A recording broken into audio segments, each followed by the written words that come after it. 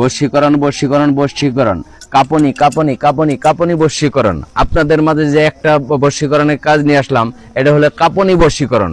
কাইপে কাইপে কাইপে কাইপে আপনার ভালোবাসার মানুষ আপনার কাছে ছুটে আসবে, এরকম একটা আজকে বশীকরণ নিয়ে আসছি। দেখেন ভিডিও স্ক্রিনের দিকে আপনারা নস্কাটা খেয়াল করেন।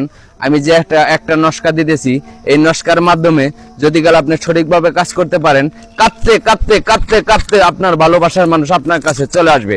আমি ইদ্রিস ভাই কথা দিলাম। এই নস্কাটা আপনারা কিভাবে ব্যবহার করবেন, জাফরানের মেসওয়াকের কালি দ্বারাই এই নস্কাটা আপনারা অঙ্কন করবেন।